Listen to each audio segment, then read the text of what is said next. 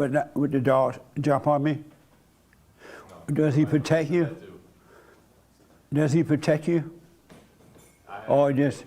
No. Oh, okay. Oh, okay. Nice. Amazing. Amazing. How y'all? Well, Everybody seems so quiet. Y'all in a meditative state or something? Stream is good. So what, James?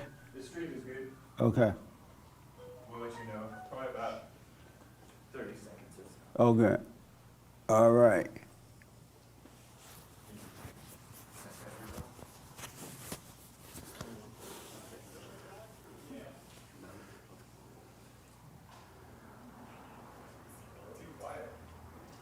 He's ordering you not to be quiet.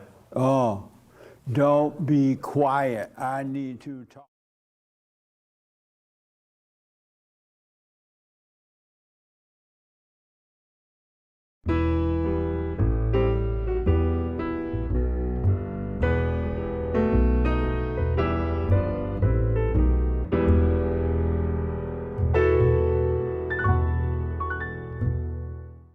I used to say that to my girlfriend when I was in high school.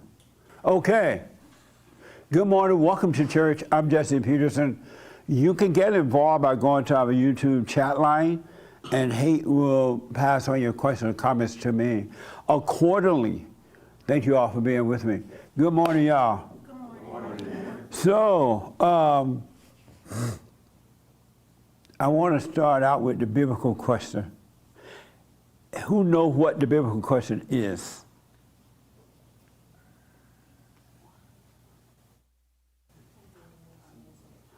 Three. That's it?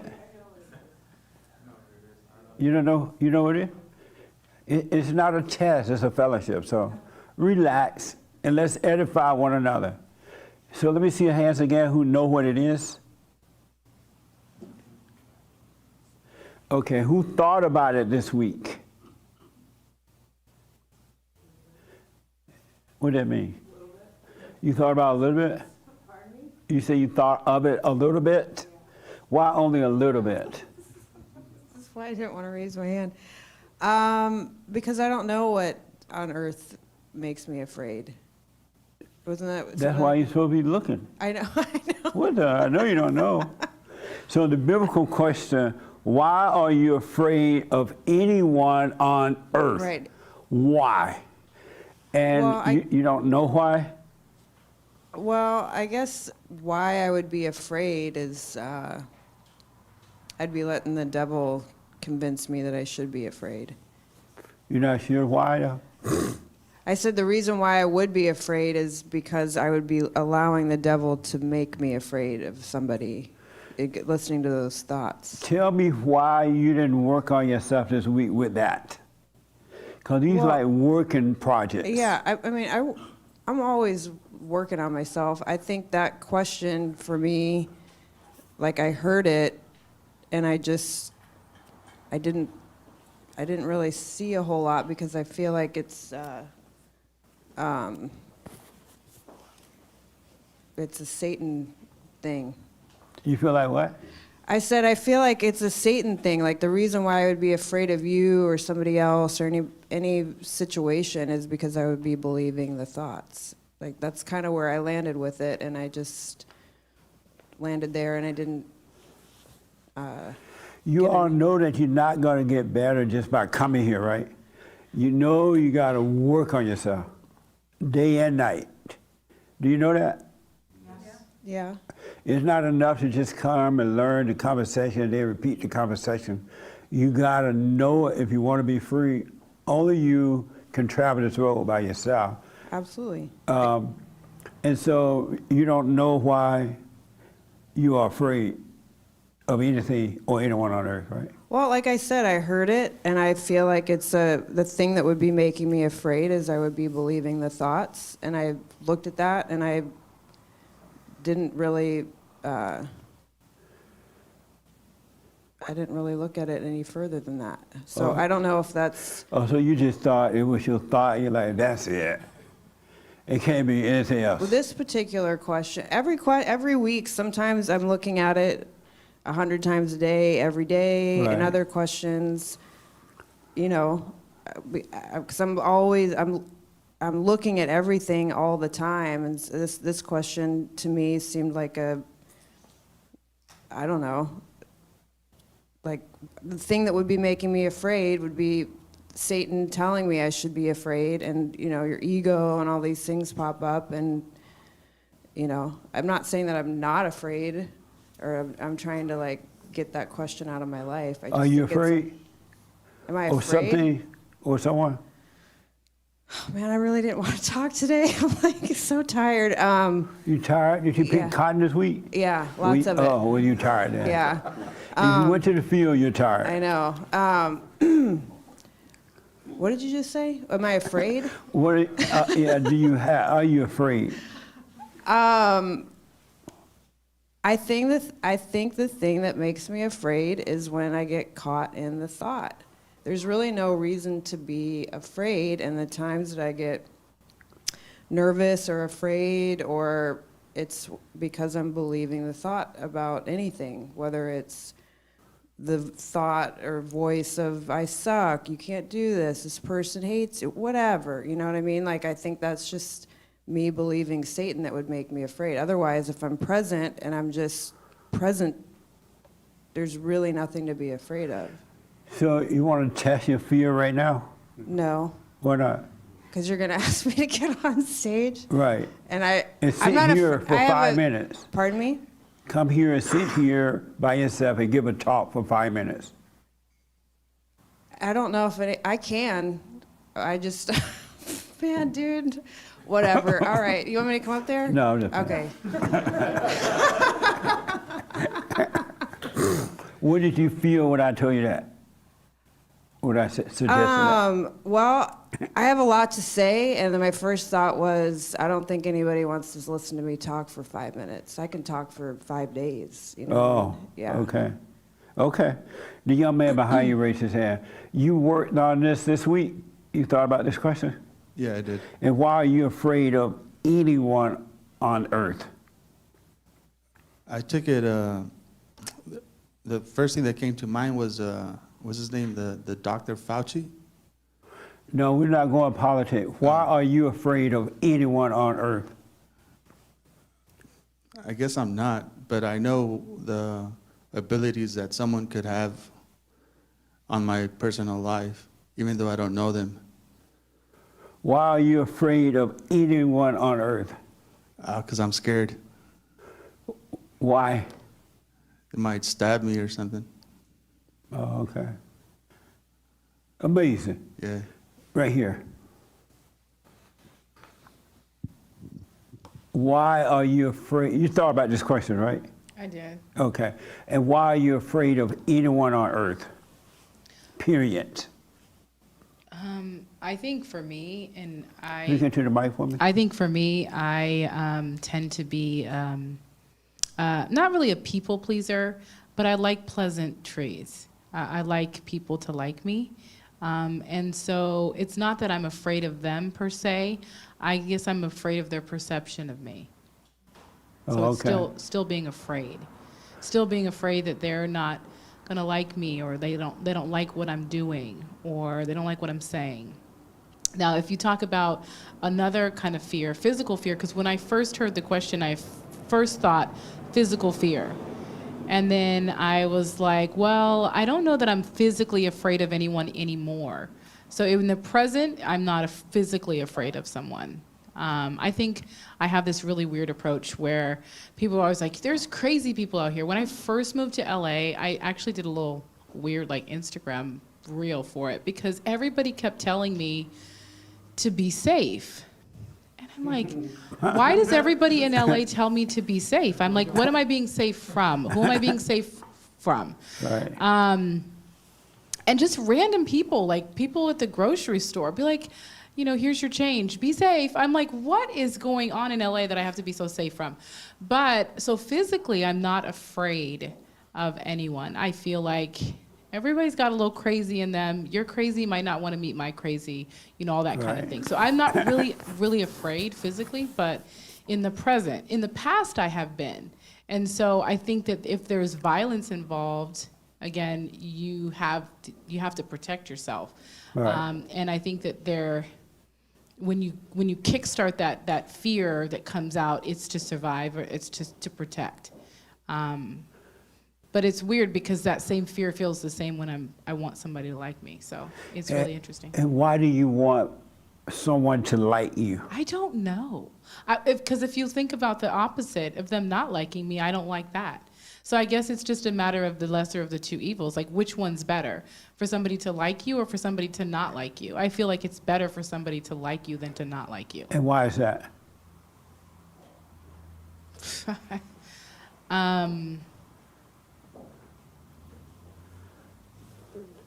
I don't know now that I think about it.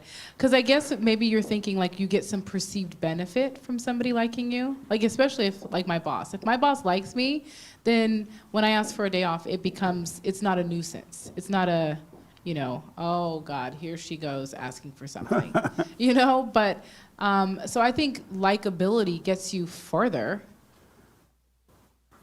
Do you think that there's one person on earth that like you? I hope so. I do. I think I like people. Do you think there's one person on earth that don't like you? Sure. You sure about that? I think so. And, think so. And do you think there's one person on earth that like you?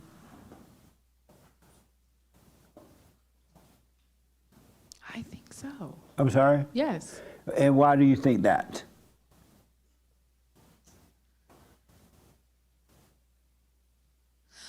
I don't know. By their actions. By their action? Yes. Why do you think their actions show you that they like you? Because they could be doing something that showed me they didn't like me. Like they could be spitting in my face or, cussing at me. They don't do that. But the person that's pretending that they like you, that's what they're doing. You just don't see the spit, but they're doing it. Yeah, but That's why as soon as you disagree with them or they disagree with you, it turns to hate because it's always been that way. They didn't like you in the beginning. They just wanted something from you. Whether it's a kind word or fake friendship or money, they never liked you. so that means that I'm doing that too. Yes. Okay. That's why it's good to know. That's why I'm encouraging you to work on yourself. When you understand you're doing the same thing, you're going to understand that's what everyone is doing. Okay. Does that reduce my ability to be liked? By acknowledging that, then does it become easier to not have to work towards that? 100%. Okay. Once you truly see it, you're not going to work toward it at all. Okay. You just live. You start to live for the first time in your life. Okay. Because as long as you try to get someone to like you, you're going to have this image that they hate you, that they don't like you. So now you're trying to be nice and work hard and do things, cook bread to make everybody like you. Okay. That make sense? It makes a lot of sense. Yeah. Okay. Amazing. So the young lady in the white, what's her name? What's her name? Alyssa.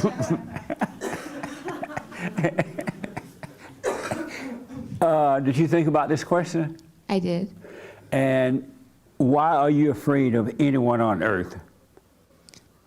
Thinking about this question throughout the week, I guess I'm really just afraid of looking at myself without the identities and the attachments I allow myself to cling on to. And it's really just about looking in the mirror and really seeing myself without anything and without pretending to be somebody that I'm not, because in society, I feel I have to perform and I have to keep up with the status quo to maintain in groups and to get along with people like that. But oftentimes I am a misfit because I don't like to pretend to talk about things that I'm not interested in, and usually I get isolated when I do.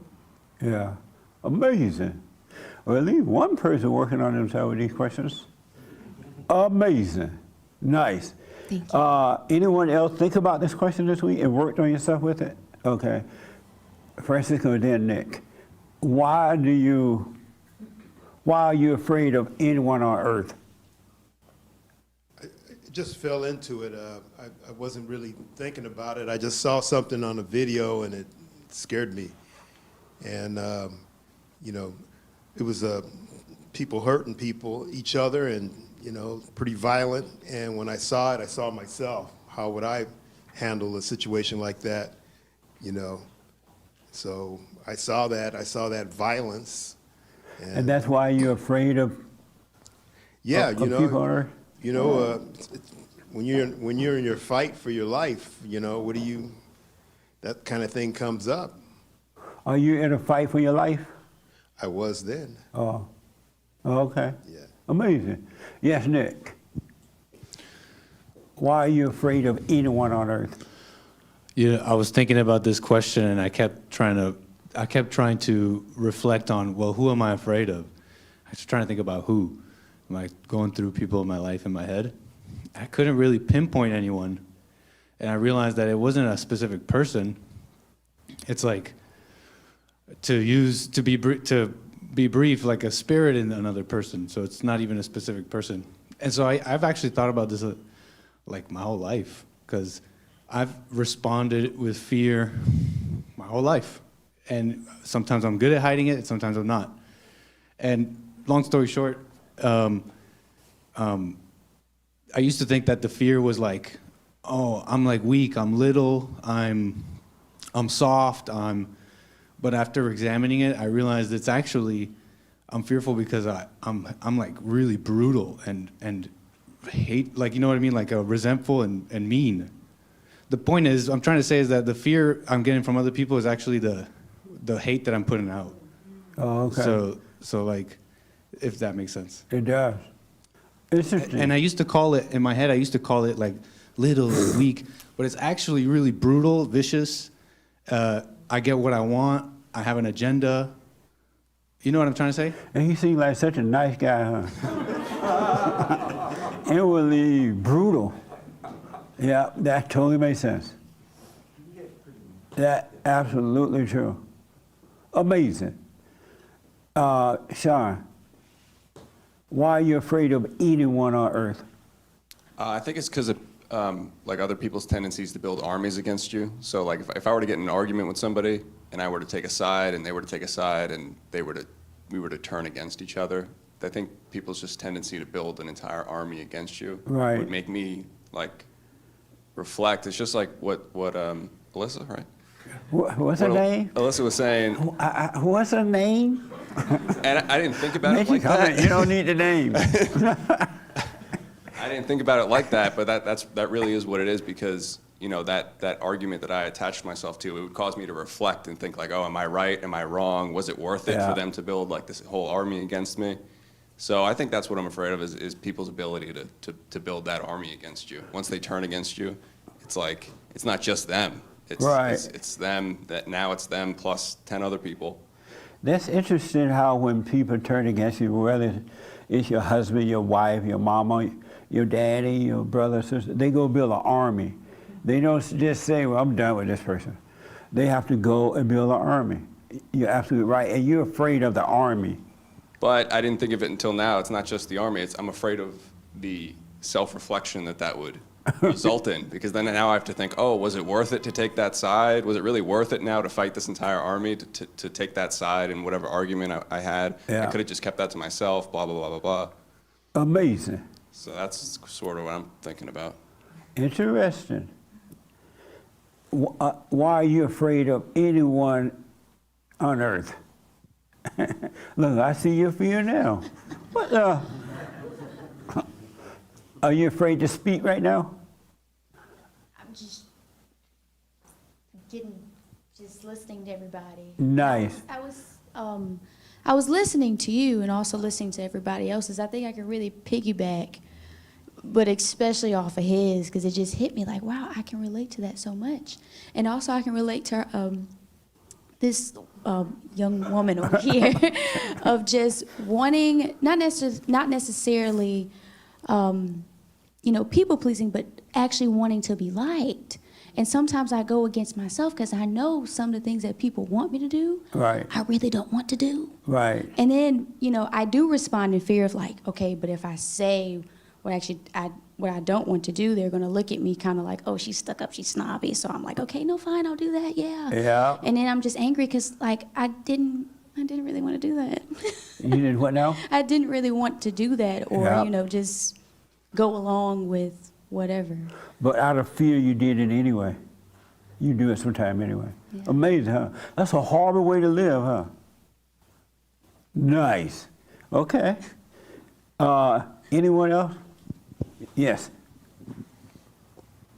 Well, I kind of did a fraudulent slip to myself because I thought the biblical question was about your enemies. Why are you afraid of your enemies? That's what I thought the biblical question was, because I That realized. question was 6 months ago. Really? Okay. Well, I'm You're just saying. 6 months but and what's the $1 difference? short. Well, I'm starting to realize what's the difference. What's the difference? Because Why are you afraid of anyone on earth?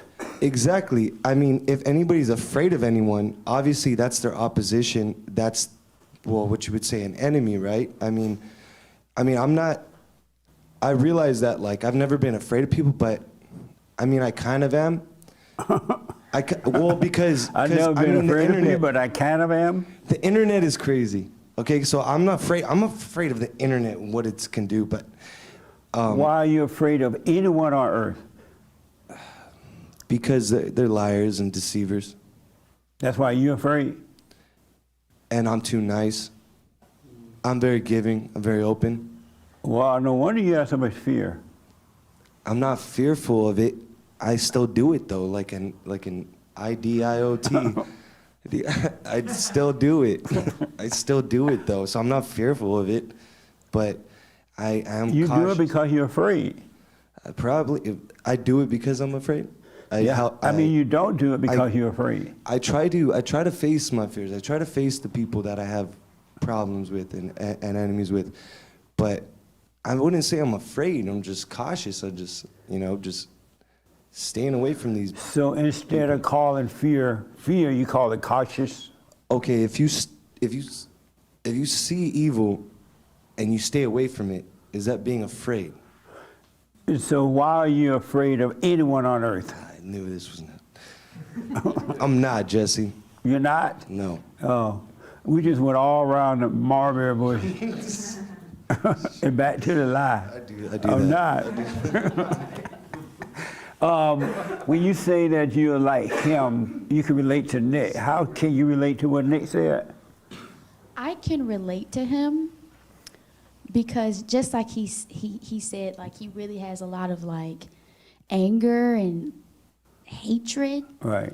just built up. So I'm afraid of like if I actually respond the way I want to, people are gonna like, or even just simply disagreeing with people like, oh, you should do this. And I'm like, no, I don't really want to do that. Right. I don't know when that has happened in my life where I disagreed and people were just so appalled that I just disagreed. I've just kind of learned to just not disagree. Amazing. Do you want to overcome that? I do. This your first time here? Yes. Oh, welcome. What's your name? Shalisha. Nice. And how did you hear about us? Well, my sister and her husband came here a while back. Oh, okay. And she was just telling me how much it made a great impact on them. And I was like, oh, I'm here. I should probably check it out. Right on. Well, we're going to tell you how in a minute. All right? But you got to face your fear, but you can't face it if you're not honest about it. You will never overcome it. I saw some hands. Okay. Let's go to Raymond, and then here and here. Why are you afraid of anyone on earth?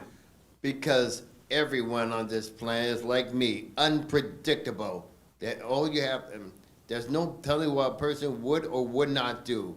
All you have to do is to look a person the wrong way, and he or she may overreact in a way you have no defense against. Oh, okay. That's why you're afraid? Yes, it is. Okay. Yesterday I was in I had to go to the beauty salon shop. You know where the women go and get their wigs and hair pieces and and I had to go get some Sta-Sof-Fro for my hair. And you ever use Sta-Sof-Fro? Oh, you do? Oh, okay. And so I wasn't bothering anyone. Honestly, I wasn't. I went and got the stuff, and I'm waiting in line. It was a long line because everybody and their mama was up in there. I guess all the women go to these beauty shops on Saturdays. And so it was mostly blacks, too. One or two Mexican and a little Asian woman who looked like she owned the shop. You know how Asian people own the shop where black people buy hair? Yeah. And they don't even have that kind of hair. But anyway, I deviated. So I'm waiting in line, and then this old black woman went past me. She's like, excuse me. I'm like, oh, okay, go ahead. And she's like real fat, all swollen in the legs and the knees. And she was real old, all bent over. And I think she was Jamaican or something because she had an accent. And so I'm just standing there, not bothering anyone, waiting in line. And she said to me, you seeing all this beauty stuff that these women are buying? I'm like, yeah, I noticed that. I didn't know it was so serious. She's like, yeah, well, God made that for us. God wanted us to do that. He wants women to be beautiful and wear all this stuff. I said, really? And then she said, that's why you men got to work hard so you can take care of us so we can buy our beauty stuff.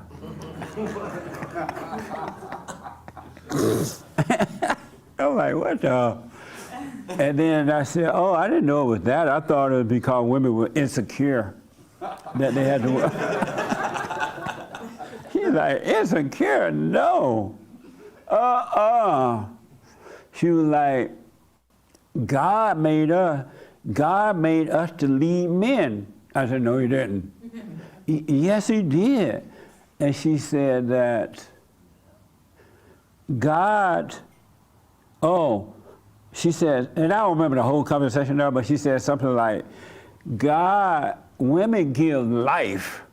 I said, no, they don't. But that time she got real loud and the whole shop stopped.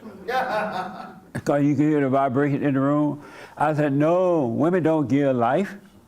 Life comes from God. I said, the only thing women do is open up the oven door, we put the bread in, they bake it. That's it.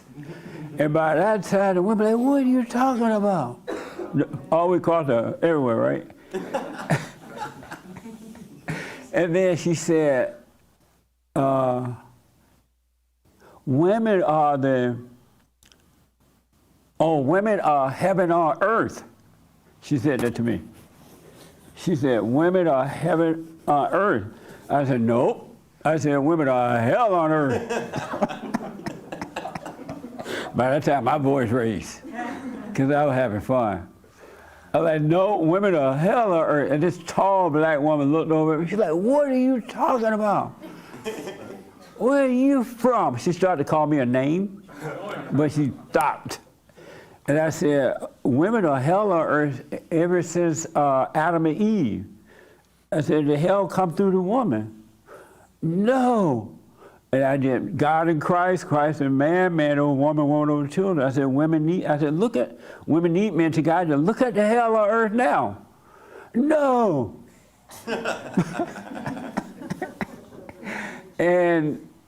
But I said, the devil is the woman's God. And the God is the man's God. Oh my God. It got so loud in there, the business stopped. The cashier, the little Chinese looking at me, everybody looking, right? And they were ticked. There was not one satisfied woman in there. And I was the only man in there until another guy walked in. And so I said, look, I gotta go. Because I saw that the business had stopped, right? I said, I gotta go. She's like, you're running. I said, no, I'm not running. You want some more? I'll tell you some more facts if you want. I said, but the business has stopped, lady. I gotta get out of here. And when I was leaving, they were like, you know how if you tear down a beehive and all the bees start swarming like that?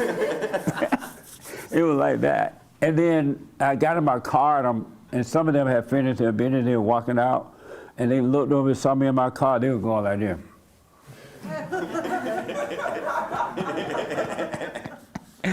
It was amazing. But I didn't feel the thing. It was fun. But it was a mess. I didn't plan it, so I didn't go out there looking for trouble. I was just quiet in the line. But if you ask me for it, you're going to get it. She asked for it.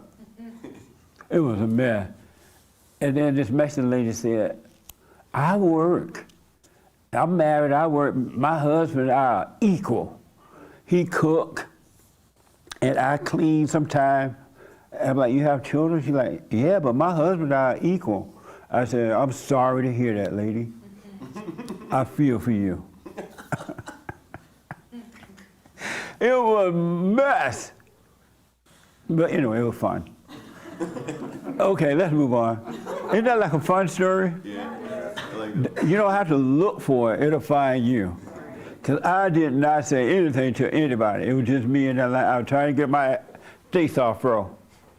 Yes, sir. Why are you afraid of anyone on earth? I'm surprised they didn't jump you. I know. I think because I showed no fear. Yeah, absolutely. Because I didn't feel fear, right? Absolutely. But if I had shown fear, it would have been a different story.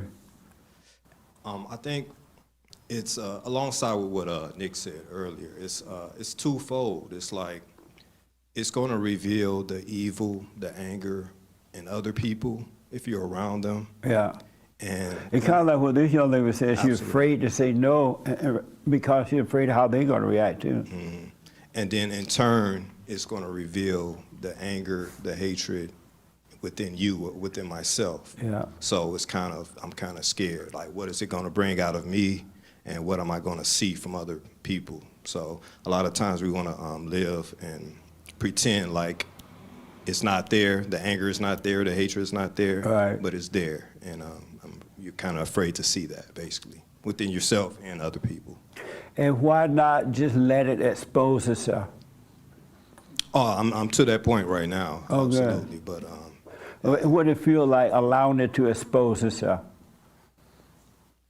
it's kind of seeing something that you know already exists or whatever. So really, it's nothing. You wanna show them love or whatever. So, but it's like something that I'm aware that it's out there, and I just see it, just like seeing the sky outside. I know it's there. So Amazing.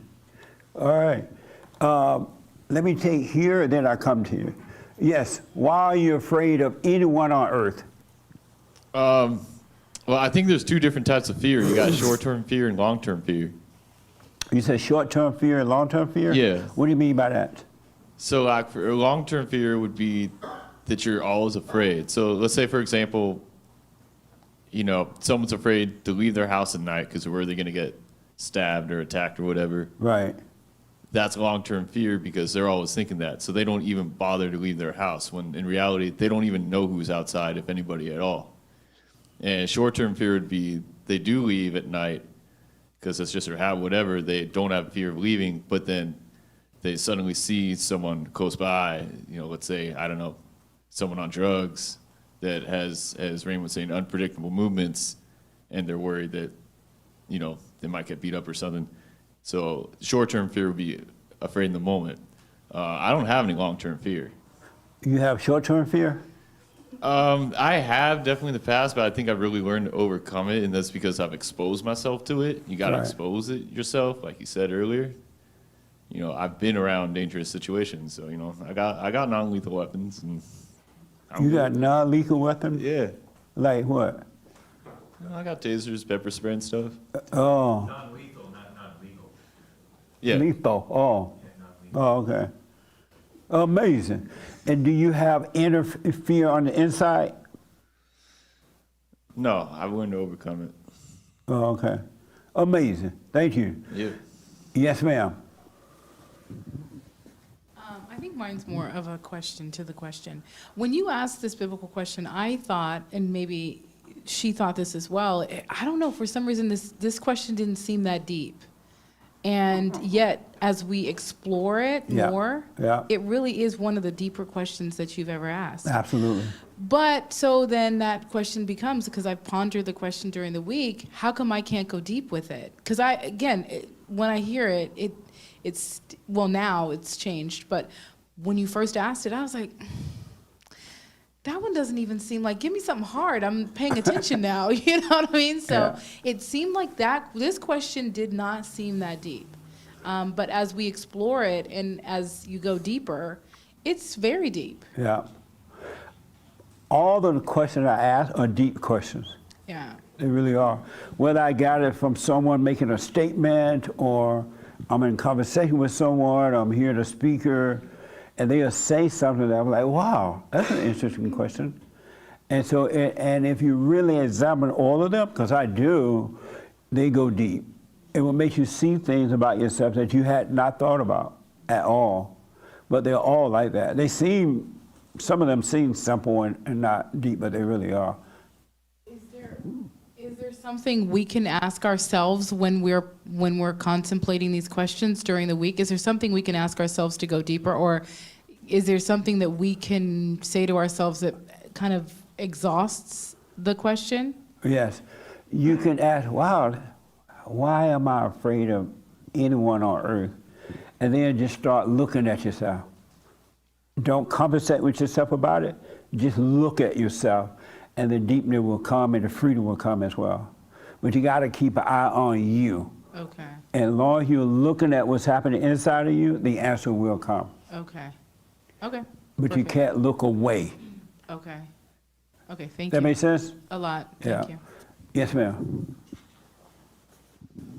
I mean, I'd have to kind of agree with Nick in a word, because I'm just thinking of a moment that I had this week where I felt fear, and I was like staying present in it, but really, I guess really what it is that makes me afraid is that it's that demon inside of me. And like, as I look at myself every day and I'm looking at everything, I do see that. I do see that a lot. I do see all of these demons that have been, you know, I've been carrying around for my entire life. And that, I mean, I don't know if it's even like a real fear. It's like kind of gross, you know, like it's like a disgusting thing to see, like where I immediately, like when I start to see this demonic possession of myself around certain things, I'm like, this is disgusting. I don't know if I guess sometimes it freaks me out that I can see that. And I've, you know, in the last handful of years, I think things that have really freaked me out is like what he said, like you can see spirits in people too, that you're like, I just need to walk away, you know, that, but, yeah, I think seeing that in myself is, I don't know if it really makes me afraid. I'm glad to see it. It's just, it's, I guess it's more disgusting that I feel like, in the movie Labyrinth, where that old woman's like in a house collapsing and she's got all these old things attached to her back, like I feel like that is like, I can see that demonic, I can see those things living in me, and it's. And how do you feel about that? I think it's gross. And when you say gross, what do you mean? It just makes me like nauseous to know that like I'm a vessel that has evil like toting around the world. That's just like really makes me want to barf. You know? Really? Yeah, like it turns my stomach. It's like that. Just I don't know if it's just like a visual thing where I immediately go into a visual of just what that looks like. It's just, even talking about it makes me want Did you know that you were so wicked before you started seeing this? No. You didn't know? No. You thought you were good? I thought I was a saint.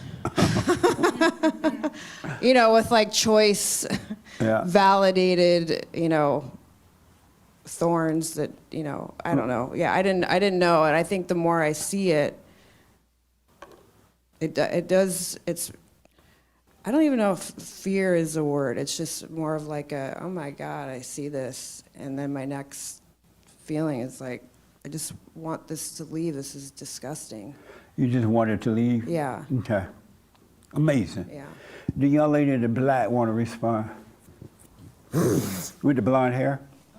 No. Why are you afraid? Why are you afraid of anyone on earth?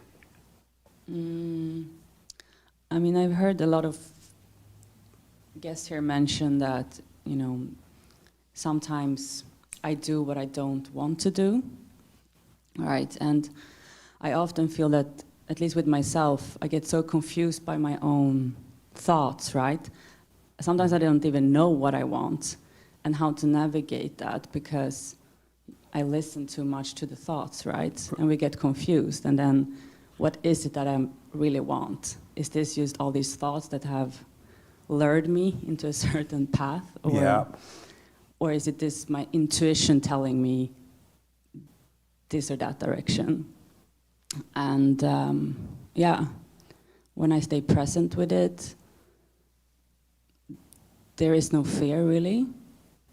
But yeah, when I allow myself to just go to the left and to the right and ponder before bed and even in the situation, yeah, then I can feel and be aware of that fear. Are you working on yourself daily to stay present? Yes. Is it difficult? No. It's not difficult? Okay. Stay with it. I feel, we went to a concert last week, and I could feel, because we had to wait for the main act to come on stage, and I could feel how my thoughts wanted to start thinking about a past conversation, and I wanted to stand there and daydream. And it felt comfortable to go there, Yeah. but I felt like I had to very quickly cut that, because if I choose to go there, I will also give it my attention, and it will try to come for me often, right? So I feel that is the practice, just constantly just be disciplined of not Amazing. going there. Yeah. Absolutely. Yes. Why are you afraid of anyone on earth? Do you mean practical fear or spiritual fear?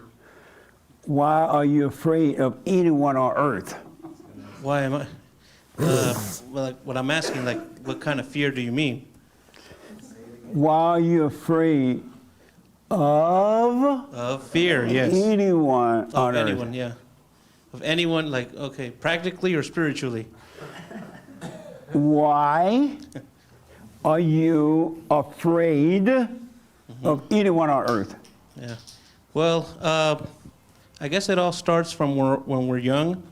How about you? In school? Oh, me? Oh, well, growing up in school, I would fear other kids because what other kids would say about them. But once I actually talked to them, and this kid ain't that bad, you know. So I guess a lot of us, well, I'm sure I'm not the only one, but we grow up fearing other kids because we see what they do, like these bullies. You know, thankfully my dad taught me how to deal with bullies. You fight them back, you know. But yeah, a lot of kids grow up fearing others because of what they see. So, and then they get into adulthood, and then they just, they remain the same, you know. But Okay. Amazing. yeah, so that's what I was trying to say, you know. But I think there's a practical fear of someone and a spiritual fear. Which one do you have? Spiritual, practical, I can handle it, but spiritually, it's different. You can't handle the spiritual fear? No, it's a lot more difficult to handle spiritual fear. And why is that? Well, because spiritually, evil and good, it's a tougher battle than physically. And why is that? Well, I mean, I got to work on myself. And do you work on yourself? Yeah. Oh, okay. Constantly, but, you know, it ain't easy dealing with evil. But physically, I can handle it, but... And how do you deal with evil spiritually? By working on myself and learning how not to overreact. And, Okay. but, yeah, the devil's busy, you know, so... Okay. Yeah.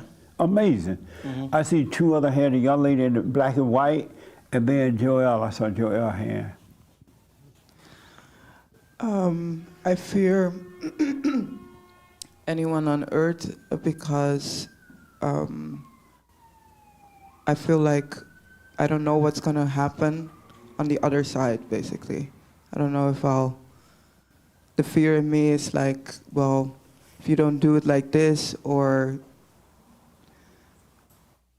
do it like, I don't know, how others are doing it, or the advice that people give you, if you don't follow that, you won't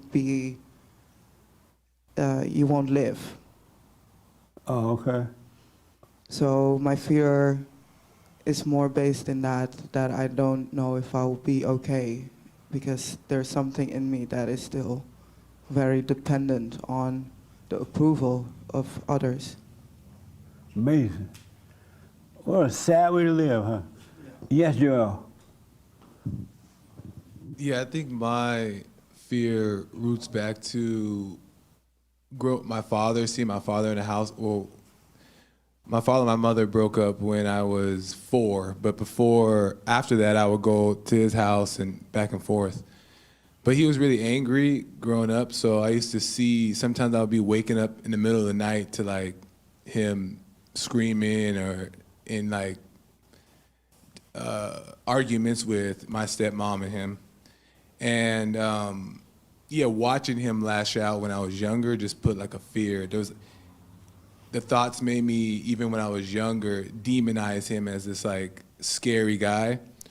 So growing up, I just had fear of him in general, but anybody who had that same spirit in him, that angry spirit, I always rejected. So I think now I recognize it a little bit more, but there's still that like that thought that gets believed that whatever that spirit is, it's gonna harm me in some kind of way, or bring some type of conflict to me.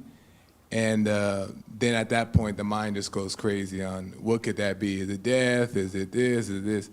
So it all stems from the relationship or the idea I've had growing up of my father. Amazing. Yeah. As you were speaking, I was thinking about when I was growing up, I didn't see a lot of fights. And when I did see one, I enjoyed seeing it, fight. Because I rarely saw a fight growing up. I remember once, one of my aunt and her husband were fighting, and I heard this noise, so I went to see who was fighting. I was a little kid. And she picked him up, just as I was walking in the room, she picked him up on her shoulder some kind of way, and threw him across the coffee table and broke the coffee table. I'm like, whoa! I didn't know a woman could pick up a man and throw him across the coffee table. And the coffee table, wood and glass, with the glass top, and she broke it in half with him. That wasn't scary, that was fun seeing that. Amazing. But I didn't really see fights when I was growing up, my parents and things like that. All right, yes, Doug. Why are you afraid of anyone on earth? When I was a kid, I didn't fit in to anything, right? I'm mixed, so went to all white school, didn't fit in there. All black school, didn't fit in there. So I'm constantly trying to fit in. Yeah. I'm constantly trying to make myself fit in, and I don't talk much, so it was very difficult. And I would make myself say something to be the wrong thing to say. Yeah. So I think that fear comes from not knowing. For me, it came from not knowing how to fit in, and wanting to fit in, because you're a kid, you kind of want to have friends. So I overcompensated with other things, learned how to play sports and became pretty decent at it, and then you kind of fit in. Not fully, but it seems to me like my whole life I'm trying to fit in. And are you still trying to do that? I don't see myself doing that. So why are you afraid of anyone on earth now? I don't know that I am. I was trying to see if I am, but I don't see myself as afraid. I've dealt with certain situations, and I look back and I'm like, how was I not scared? So I don't know what tomorrow will bring, but I don't really see myself as scared anymore. Oh, okay. Amazing. All right. Yes. And then walk over to Hake while you're talking. You want to respond. The other morning, I woke up and I was getting ready to come here to go to work, and I woke up like nice and early. I thought, oh, I'll just come here and get some work done. It was like 3:45, 3:50. I parked down the street, and I walked out the front door, and I saw down the street, like my car, and I saw 3 guys hanging out right next to my car, and I said, nope, and I walked right back into the house for a little while. And I wasn't like afraid. I was thinking to myself, practically speaking, like in a logical way, what is the percentage that they're up to any good at 3:45 in the morning next to them, like just hanging out? So I don't know if I have like, I don't even think I have practical fear, like of getting in a fight or getting hurt, but inner fear, long-term fear that he was talking about, I think that I still have. Right. Like I was talking about with people building armies against you. Yeah. But when I ask things here and talk about things, I'm always, for the most part, talking about spiritual issues, not practical fear. You better be safe nowadays, especially because so much going on. So you should watch yourself practically. You don't want to walk into a mess or into a situation. You should be very concerned right now. Not afraid, but be careful what you do out there, because the world has gone mad. It's really gone crazy. So I'm always, for the most part, talking about spiritual issues. Yes, James. Why are you afraid of anyone on earth? Well, in some cases, it's because I want something from them. Like I'm trying to play nice and stuff like that. And I don't know how they're going to react. And so like I'm in my head in my imagination about how they're going to respond and trying to scheme and finagle and manipulate. And other times I'm afraid of how I'll react if they take it wrong. And it will like, I'll like physically even tense up with like a confrontation, or even if like a hint of a confrontation. And so I feel like I don't know, it's like I said, I'm scared of how I'll respond if they respond weird. So I'll kind of avoid or have concerns or be in my head about saying what I think that I need to be saying to them or whatever. Amazing. Are you trusting that God will help you with this? Are you trusting God? I don't think so. I think that I kind of tend to believe the thought, like throw up my hands and I can't help it type of thing, and forget about God. It's kind of like your conversation with like the first person who talked. I'll take like a defeatist mindset about it, where I don't think that I can arrive to the truth, and so I just won't even bother looking at it. Anybody else feel that way at times? Yeah. Amazing. Are you trusting God? I'm learning to. I don't know. I don't think I'm fully there, but I'm learning to. And when you say I'm learning to, what are you learning? I'm just not as quick to respond or react to certain things that may definitely in the past would have pissed me off. But I'm stopping and I'm being conscious of my feelings and my thoughts or whatever, and letting them go. Okay. And you said yes, you can relate to Hake.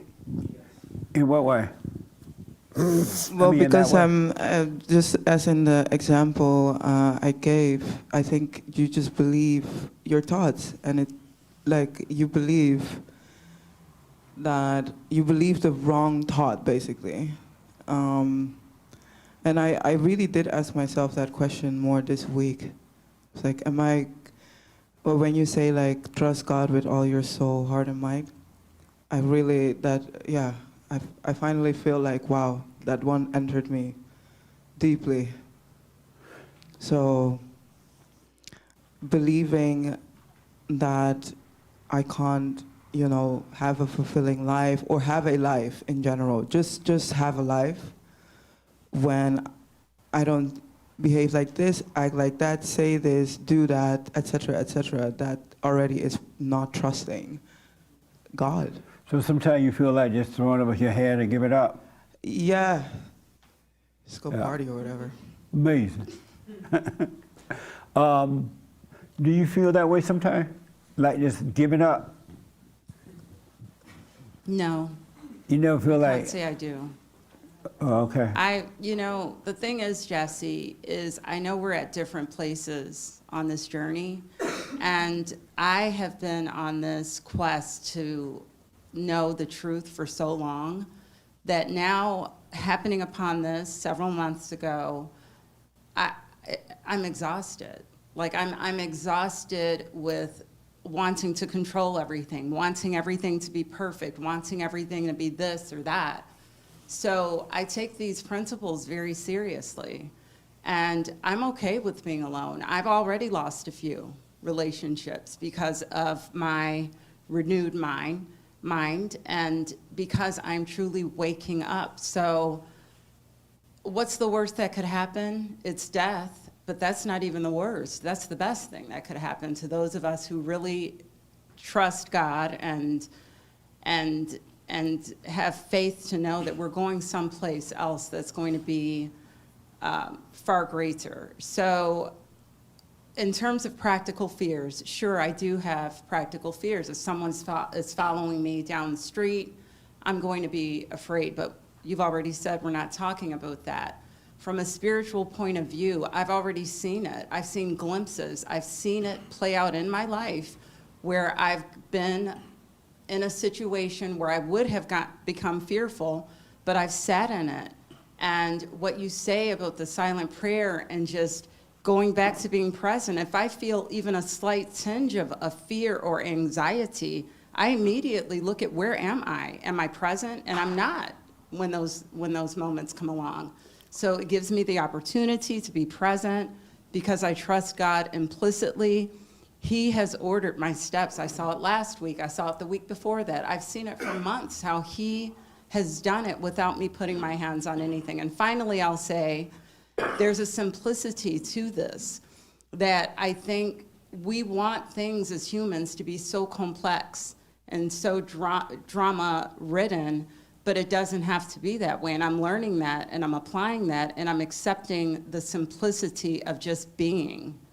And so you don't have any fear of anyone on earth, or do you? No.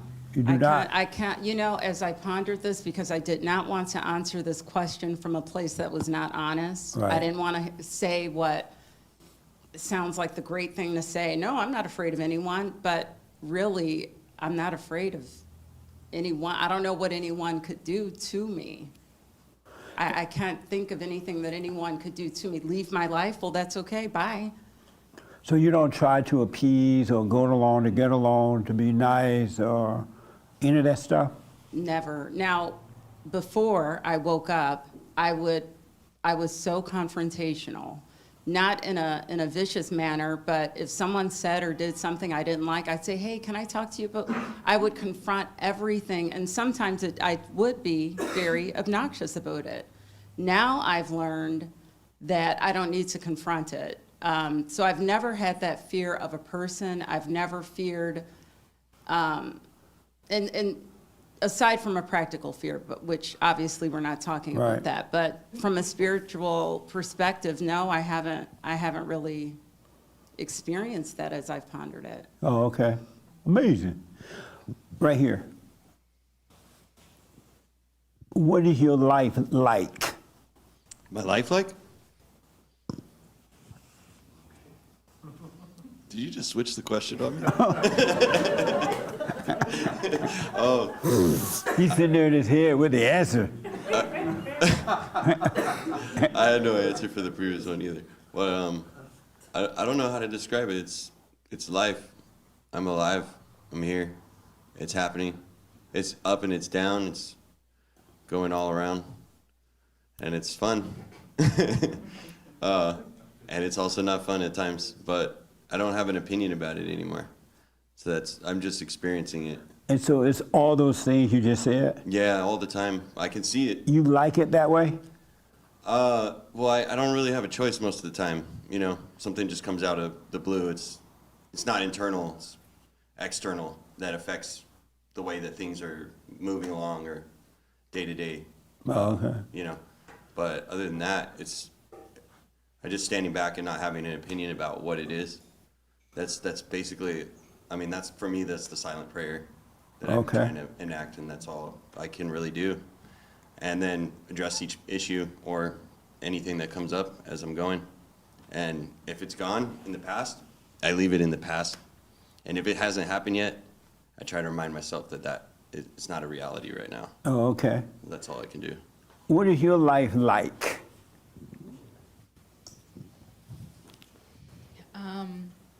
This actually ties into the last question. I was thinking, I have a lot of fears about poverty.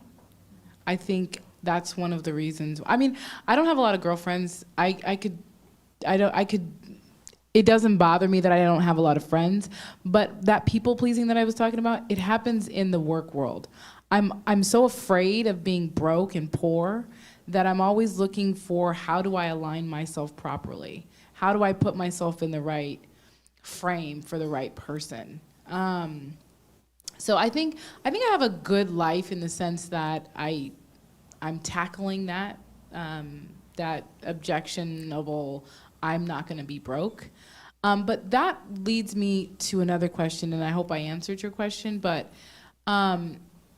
how do you, when you asked him about trusting God, I think sometimes you look at your history and it becomes very difficult, because I grew up very, very poor. And then we lost my mom and it got even worse, you know? So it just, to me, it's like, I don't mean to have an assault on God and be like, why did you let this happen?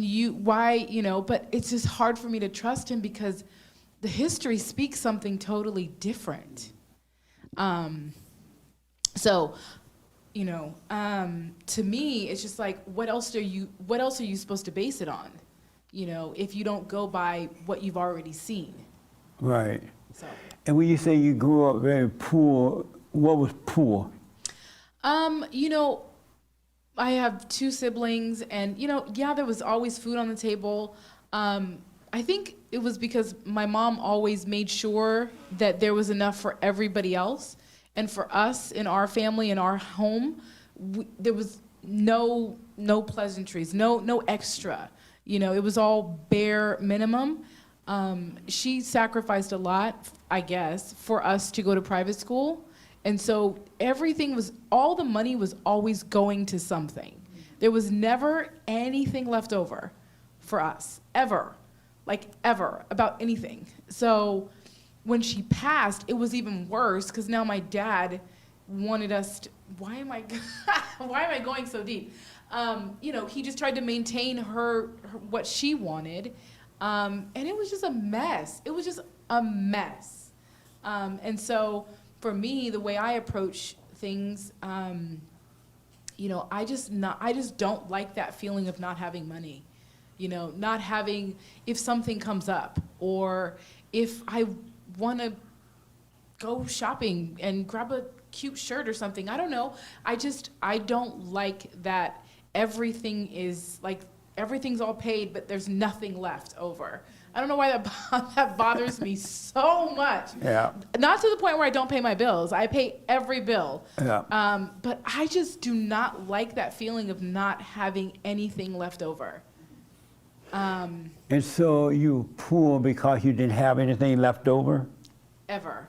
And your mother would help other people? Are you saying that, or Yeah, because you? my mom was very sick. She was battling lupus, and so she would just do all these wonderful things for doctors and all these people that, like, they didn't even need her help. Like, a doctor does not need her buying him things to say thank you. Like, he has way more money than we did, you know? Yeah. Just, it was a So mess. let me ask, you had food on the table? We did. Nothing You had a that I roof liked. over your, you had a roof over your head? I did. You went to a private school? I did. You had a bed to sleep in? No. You slept on the floor? Sometimes. And what's wrong with that? Nothing. Oh, and so you had everything you needed and it still wasn't enough? Because there was nothing left over. But why did you need anything left over? Because I went to my friend's house. Like, that's the danger of being poor at a private school, because then you have all these friends that have all these things that you do not have. Right. I mean, I became very, like, and this kind of sucks because I became very social. I would love to believe my friendships were pure, but I was always at somebody's house, you know what I mean? And now I feel like, oh my God, I was always trying to get something from somebody. Yeah. Because I hated it at my house. There was nothing left over. My mom came from another country, and she was absolutely ridiculous when it comes to, like, hard work and waking up at 4 a.m. And she just was very out of touch with American culture. I didn't like that. Like, So she worked very hard? she did. Oh. She did. And you didn't like that? I just didn't like that there was nothing left over for us. Everything else was given to everyone else. But even her time and attention. You know, like, we got this really, like, angry, upset, short version of her. And everybody else got this amazing version of my mom. Like, I'm like, who are you talking about? That lady is absolutely insane. Like, you're crazy. She's not who you think she is. And that sucks because I was her daughter. And I wanted to have those kinds of feelings, but I just knew they weren't real for me. That was a lie. Right. So. Have you forgiven her? I thought I did. But no, you haven't. I can't say that, truly. Yeah. Why, is she still living or she died? She expired? No, she's not here. Why don't you forgive her so you could be free of all that? I thought I did. And why did you think you did? Because I thought I said the words. But you didn't see in your heart you really needed to forgive her? Probably not. And I'm so sorry to be so, like, soppy and... No, don't apologize. Yeah. Ew. Just be yourself. Yeah. But no. You need to forgive her because think about this. She had her own issues just like you have them. So she's out there trying to please the world too, to feel better about herself, as you were doing. Yeah. But yet she took care of you. You were just a pig, you wanted more. Rather than appreciating what you had enough. You had a place to live, went to a private school, but you were looking at everybody around you, comparing yourself, and your mother feeding you and taking care of you, and you didn't go without. You just didn't have enough because you were comparing yourself to others. Right. You wanted what other people had. Why not just appreciate what she did now as an adult and realize she did her best, just like we all do in that fallen state? I think I would, now seeing it this way, I think I can arrive at that place. Yeah. But the one part that I can't get over is how freaking mean my mom was. Like, I guess if I feel like if I forgive her or stop resenting her, then it makes it okay. She was awful and mean. Right. But only because she didn't know she couldn't help herself. If she could have helped herself, if she could have done better, she would have. She gave you what she had. Okay. Your mother didn't make a baby just to be mean to it. You said that the first time I came here. I get it. Sorry. No problem. Don't be sorry. Oh my gosh, it's all in there. Yeah, You know, and when now you it's the asked me time what to my get life it is, out. I'm like, oh my God, you have no clue. I didn't Yeah. even know that was in there. Jesus. But this is good. This is what this fellowship is about. Getting over evil. Yeah. But you should, now that you're an adult, you see how life is out there in the world and in yourself, you should realize my mother, yes, she was mean and she was this, because she had her own issues too she was trying to deal with. She didn't understand what you understand now. Yeah. And yet she did her best for you. Yeah, and my son does it to me. He thinks that I'm mean, and he, doesn't give me credit for, doing the things that I've done. Yeah.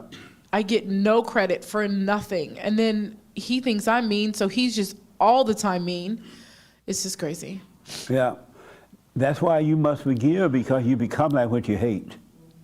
And you pass it on from each generation to the next generation to the next generation. You must forgive your mother. She did the best she could. And there's never, ever, ever, ever, ever a reason to hate or be angry, right? And so now, because you're angry, you still feel like you don't have enough. You try to get more, make sure you have money to do this. And you need to let that go. Okay. And you're not going to let it go until you forgive. And look But at if I you, let you're it doing the go- best for your son, right? Mhm. And he can't even see that. Yeah. And your mother was doing the best for you, and you couldn't see it at the time. But if I let it go, will I still be feeling the feeling of I don't have enough? No. Because it's not like I want to feel that I feeling. know that. Yeah, I know that. Once you forgive your mother, that fear will disappear. Okay. That's the only when you're feeling that way, you have not forgiven. Okay. And when you forgive, you will forget. You will remember that no more. So the history won't matter. Right. Okay. History is just a word.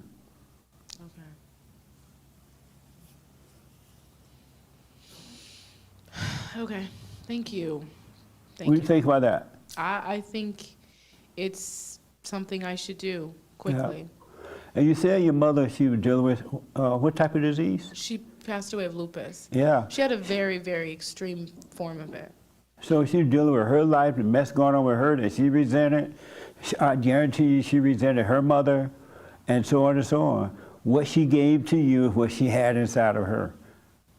And that's why your son feeling that way about you, because what you gave to your son is what your mother gave to you. Mm-hmm. You can't help it, you have to overcome it. Okay. And once you truly see that, yes, my mother was mean, yes, she was this, but she did her best for me. Okay. Most mothers send their children to a public school. You better be happy.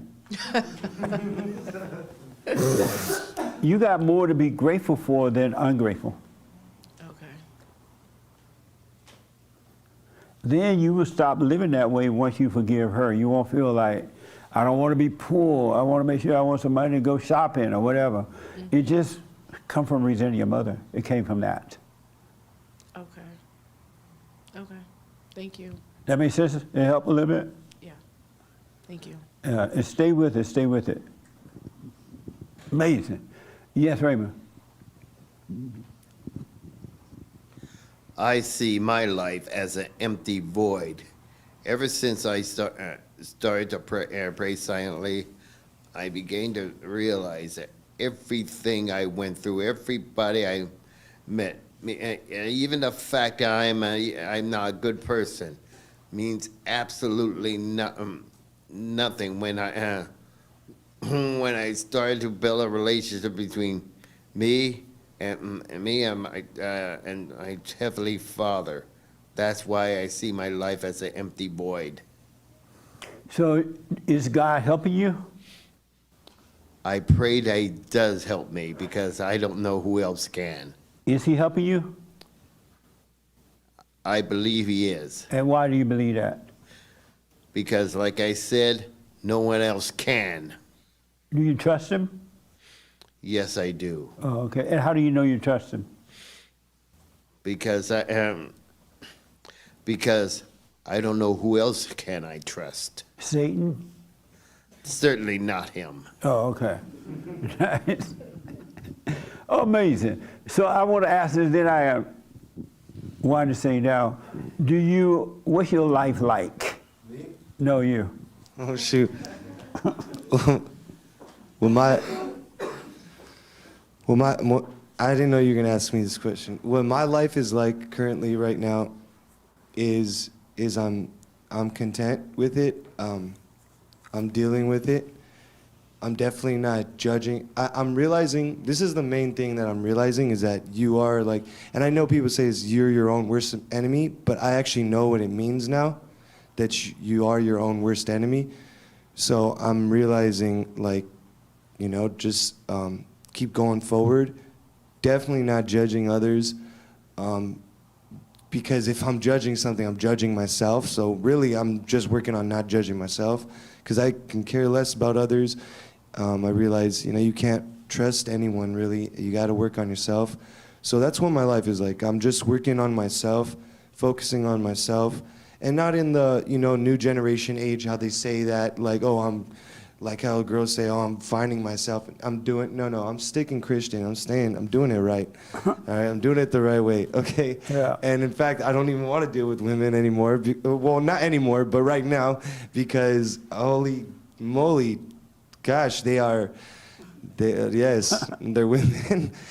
So right now I'm just working on myself and trying to I realize that what happened to me in my life is God saying, I'm gonna make you have to just look on yourself and take everything away, and you have to focus on yourself now. Like Nice. I have no other choice right now. Right on. What's your life like?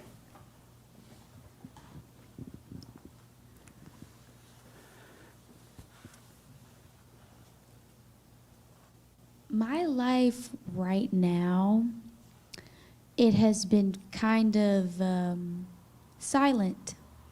I've just been more so watching what's around me and what I have been encountering most of, and questioning, okay, why am I always being encountered by people that do this or people that do that? Why am I always in these constant sort of situations with other people and or myself? So it's been a very silent phase as of right now in my life.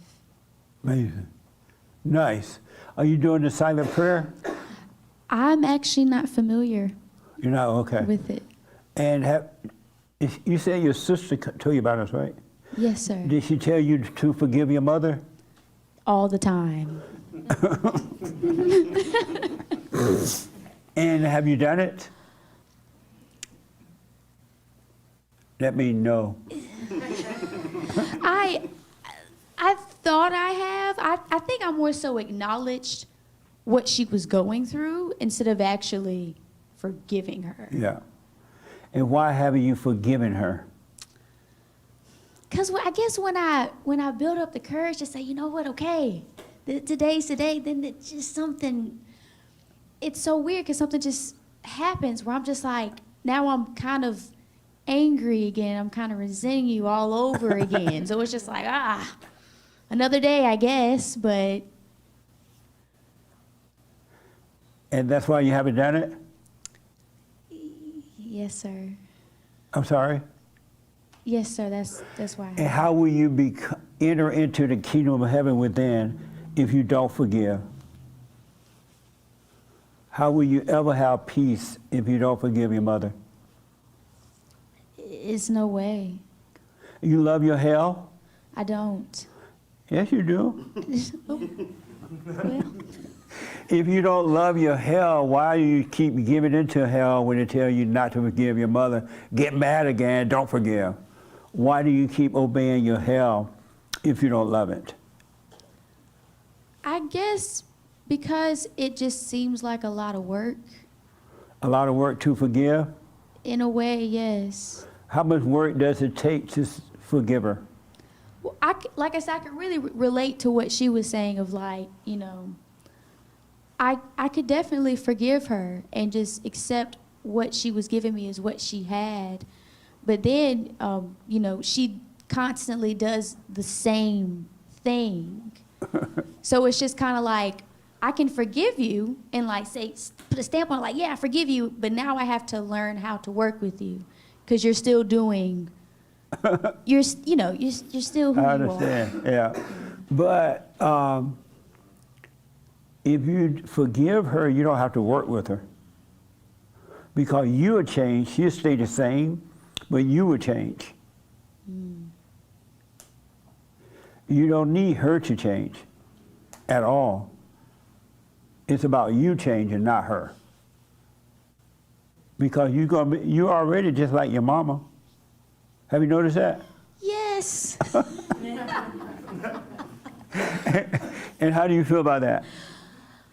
I mean, my mother she's not just the wicked witch, you know, she's not awfully terrible, but I do recognize a lot of the other side of her within me, most definitely. Yeah, and how do you feel about being like the person you hate? It's very uncomfortable. It's very uncomfortable. But not enough to want to overcome it? It's problematic. What does that mean? It's problematic. It's a very problematic place that I'm aware of.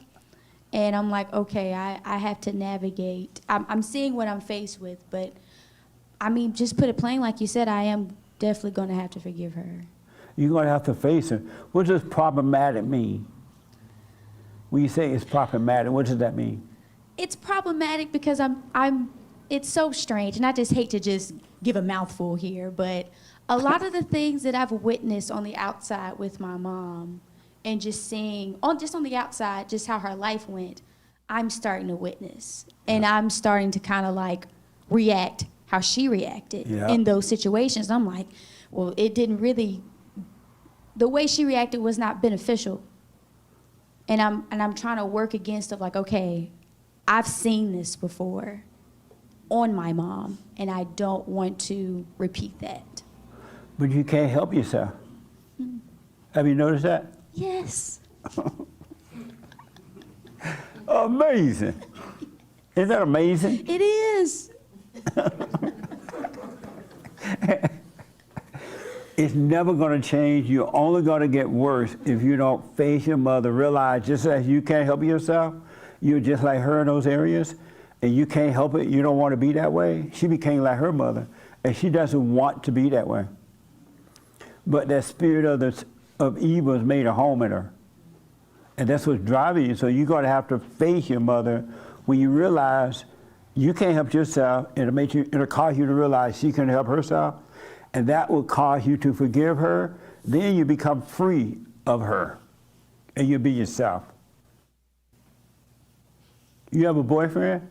I do. You give him hell? Oh, that's when I realized. That's when I realized, I'm like, something's really wrong here.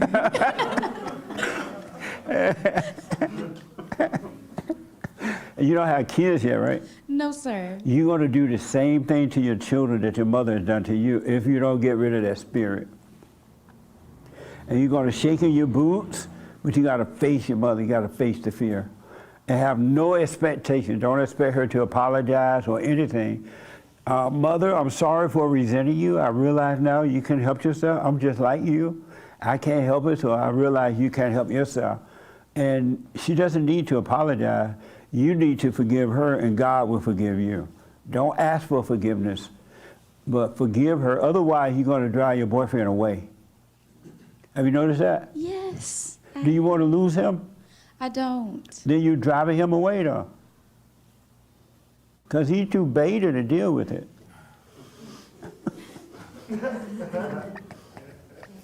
Have you noticed he's too beta to handle you? It is a challenge. It's very problematic. How do you feel about it, knowing that you were a man that can't handle you? I can't find the word for how it makes me feel, but it just makes me feel like I'll never be satisfied. You what? Like, nothing will ever be right. Yeah.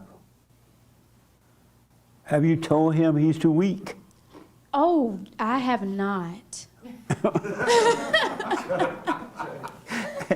And why not?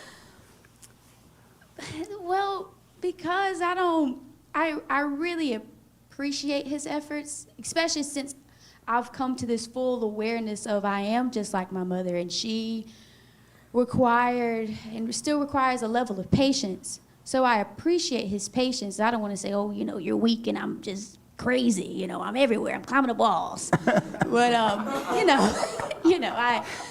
want to let him know I appreciate his efforts. So I haven't, told him, But why not? If you love him, you would tell him. Because you need him to be strong to help you through your hell. Can I ask you, like, what does that look like? What does what look like? Like being strong for your woman that's like climbing up trees. To not resent her, don't ever get angry at her. Be honest with her about climbing the trees, but don't get angry at her because you understand she can't help it.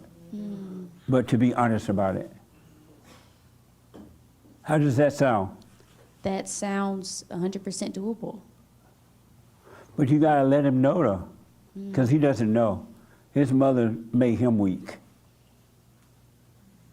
What? I'm just listening. Did his mother do that to him, make him weak? I hate to just say it out loud, but it does come with its things. Yeah. So like, how will he help you when he's dealing with his mother? He's dating a woman that's just like his mother. What the?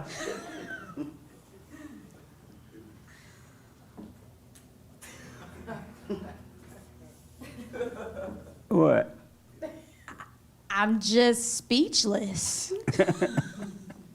And why? Well, because I've always, like I said, ever since I've realized that I am exactly like my mother, I have just been looking at everything. Yeah. And I don't want to look at him like, oh, like he's weak, because like I said, I appreciate his efforts, but I do see a lot of what you're talking about. Yeah. And I don't want to come out outrightly and say, you're beta, get out of here. I don't want to, come on too strong. But if you love him, don't be angry at him for being beta. He can't help him, just as you can't help yourself. And if you loved him, you would be honest with him, but not judge him. Otherwise, you're going to end up married a beta, and the war is just going to get worse. You guys are going to fight through the whole marriage, and the marriage won't last, and you'll have some children, and you'll destroy them, and the whole cycle repeats itself. Because two betas coming together. Yes.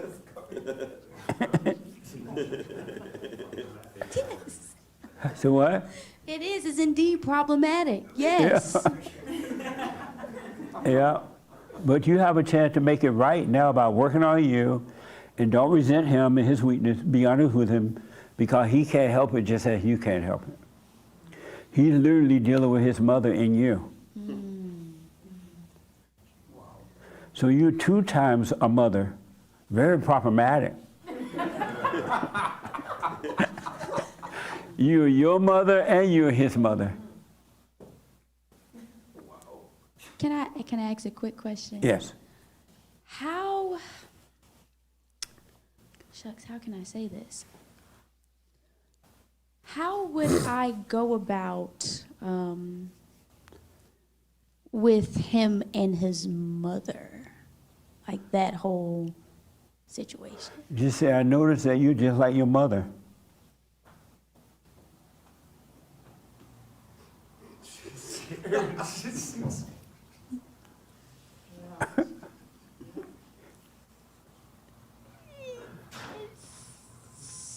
So that's it? Yes. That's all there is to it? And let him know. But once you start to truly work on yourself and you go and forgive your mother, you'll be able to tell him how to do it too. He needs to forgive his mother so he can overcome her spirit. You see how to work on him, but you got to work on you first. Yeah. But just don't resent him for the way he is now. He just as you can't help it, your mother can't help it. None of us can help ourselves. We have to see what's going on and overcome it. Okay. That make sense? That makes a lot of sense. Yeah. And I want you to start, I recommend you start doing the silent prayer. Well, let me ask, that'll tell you how to get to it on the YouTube channel. Okay. I want you to, are you a Christian? I'm converting. I haven't been baptized. Good. Oh. And you converted from what to what? Oh, oh, this is great. So my parents kind of brought us up being Hebrew Israelite. I don't know if anybody has heard. Hebrew Israelite? Yes, Oh, yeah, sir. I know what that is. Yeah, so we were kind of brought up on that faith, but once they divorced, it kind of just mellowed out. Yeah. So you converted from that to what? Hopefully Christianity. Oh, okay. Don't convert yet. Don't stay there either. Don't identify with either one. And I just want you to work on you, and the Father will guide you. God will guide you. He's already inside of you. He will guide you. So I don't want you to go from identify with the Israelite mess and then go and identify with the Christian mess. It'll just be another identity. So just work on overcoming anger and watching what's going on in you, and you will see the right way to go.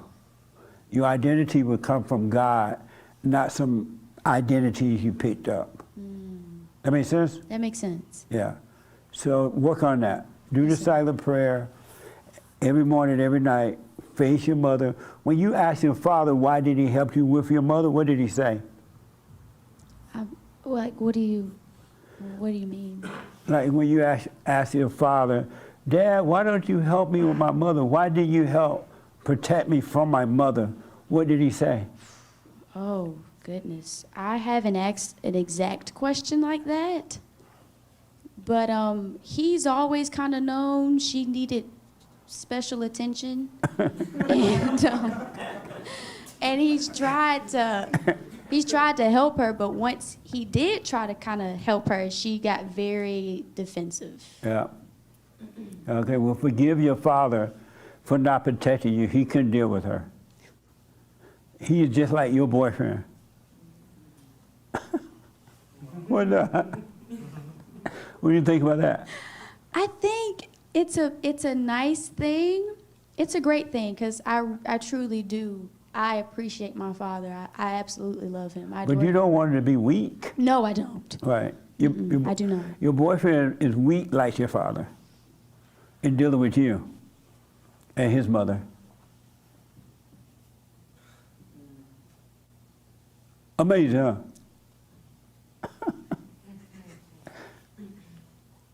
Any question about that? I don't think I have any questions. I think you've answered a lot of things I didn't even know I needed. Right. So, I understand that. Thank you. So you're welcome. Let me tell you this. In response to why you're afraid of anyone on earth, in all honesty, there's not one of you in this room who is afraid of anybody. Not one. But what you're afraid of is this thing that made a home in you that you have identified with. You still think that is you. You still identify that. And when it's presented to you, meaning that when you do feel the fear, or you're trying to please someone, or you're afraid of losing this, or you don't have enough money, or whatever, when that appears to you, you try to save yourself from it rather than just facing it and allowing God to save you from it. Just let it be there. Just notice it and see it. Don't have a conversation with it. Don't have a conversation about it, but you just watch it. Because what's happening when this thing, when the fear or whatever appears, and it starts trembling, and it starts racing in your head, it's running from the light, but you don't know it. And so you join forces with it by identifying with it. But it is afraid that you might see it and it will have to die. But you won't let it die yet because you still think it's you. And so it has fear. It's not you that have fear. You are sons and daughters of God, and you've gone and forgiven those who have. And now the light is trying to save you. The truth is trying to save you, but you get angry when it appears. You get angry when someone look at you wrong or say the wrong thing to you. You get angry, and you won't you won't feel this fake thing that made a home in you and let it die, because it feels so much like you. And so you reject God and you don't trust him. The moment you get angry at what someone says to you, the moment someone can make you feel good, you're just all into it, you are rejecting God. And God is trying to save you, you don't even know it. Because you won't let that thing just be there and let him take care of it. You try to fix it. Or you say, oh, I'm so afraid. Oh, I'm so mad. I'm so this and I'm so that. You're still claiming it as you, and there's nothing God can do. You should, and I've said this before, you should welcome the world attacks. Welcome those attacks. If they build an army against you, welcome the army. And watch this thing rise up in fear and trembling, worrying and doubting and whatever. And just watch it. Go on about your day and just watch that thing. Have your life going on, and the real you will start to live, because that thing is being destroyed. But you won't trust God. And what you don't realize too is that that thing that rises up in you is an old nature. It's your old nature, which is of the devil, and you still think it's your nature, and it's not. No matter what the situation is, drinking alcohol, smoking pot, taking fentanyl, think about committing suicide, or having sex, or whatever it is, it's a thing that's in you. It's your old nature. And if you don't endure that without judging it, there's nothing God can do about it. Because you identify with it as your own. You're afraid to let it die, because it feels like you're dying. But you got to feel the fear. And I'm telling you, that old nature will be destroyed. It starts, layers after layers start to disappear. And you will find yourself to start living this world in a totally different way. A totally different way. And you would never think about your body, your mind, and those emotions. All that stuff would start to disappear. And God said that if you had the faith of a mustard seed, you can grow into something else. Meaning that when those fears and when those loneliness and when those doubts and when those anxieties and when those depressions come, when desire to love come, if you just let it be, you're showing the faith of a mustard seed, and you're growing into something else. But you got to let this thing die. It's not you. You got to trust God. And trusting God is just not an idea, and it's just not saying, oh, I trust God. You don't trust him. You don't trust him. You still trust ideas. You trust your little plans. You trust that you think you know what you're doing. You trust that you think you know what you want. You trust that you can get it from someone else. You trust that if you have more money, you'll be satisfied. If you had $100 million right now in the bank, cash, under your bed, you would still feel like you don't have nothing. You don't have enough. Because it's not about that. It's about the resentment of the heart. It's about not trusting God. Let this thing happen. Let Satan degrade you, put you down, make you feel everything, and face it. Let it happen. It's just him dying, not you. It's evil leaving your body and your mind. And you've been made into something else. That old nature have to die. And if you trust God, you will let it die. And then you will live a perfect life right here on earth.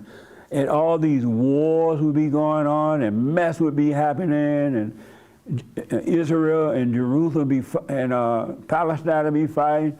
Putin and his folks would be fighting. You would see we have a weak president. You would see that the economy is bad out there, but it wouldn't bother you at all, because you have no fear. You would never think that enough is not enough. You would never think that, no matter who had what.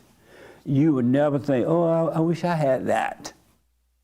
Because you would be satisfied with what you have. It'll be more than what you need. But you're not trusting God. You're still thinking the things that's happening inside of you is you. You gotta just let go and let this thing be. And God will help you. And your ideas about God is not God. Your ideas about how he's going to help you is not God. You'll never be helped with your ideas. You got to let go and help will come and you would know it. And you wouldn't even have to think about, oh, I wonder if God helping me. Because Satan starts screaming out. Somebody said you just want to throw, Hake was saying that, he just feel like throwing up their hand. That's not hate that feel that way, that's the devil telling him that. Throw up your hand, meaning like, keep me alive. That's the devil telling you to throw up your hand. He told me the same thing.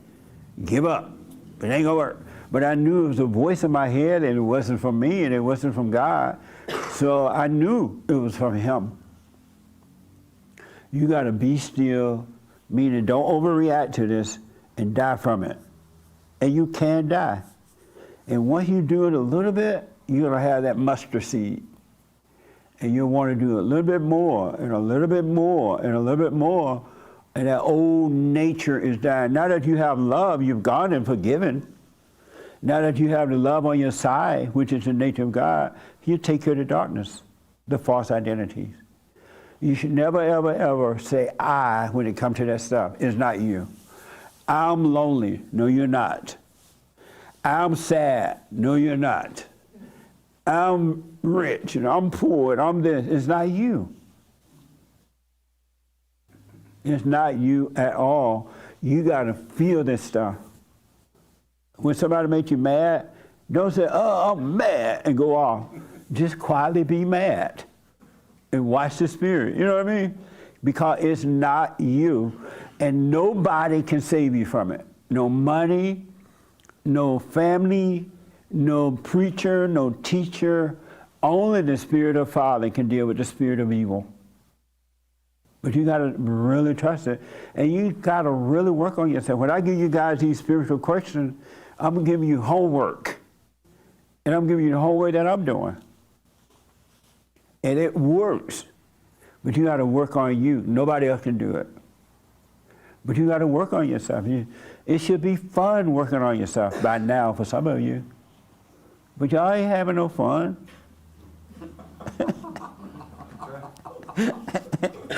Who having fun working on themselves right now? Now everybody said they are, right? You should be having fun with this because you're overcoming darkness. You're overcoming all this mess that's inside of you. And believe me, it's inside of you. It ain't out there. Everything that you're feeling, every lonely feeling, every sadness, every anger, every jealousy, every strife that you feel isn't here. It's not out there. You can't look at anyone and blame them for what you feel. And the devil tell you, oh, they making you mad. They said this to you or that to you. No, they didn't. The devil is telling you that. That makes sense a little bit? You really got to take it. You must, as the young lady was saying there, you must die from this thing. And it's not going to die until you let go. And other people are not going to know that you're dying because you're going to be walking around looking the same. But you'll know that you're dying or that it is dying. But at some point, you got to put your feet on solid ground and trust that God got this. No matter how you're trembling. Because I'm telling you, it's in your world. It's all in you. It ain't out there. It ain't in somebody else. They got the same thing going on with them, and that's inside of them.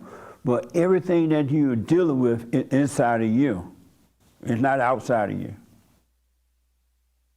And you got to really work on yourself, folks. You should ask some of your older people who've been here for a while, you need to be coming here with good news. You know, I saw this.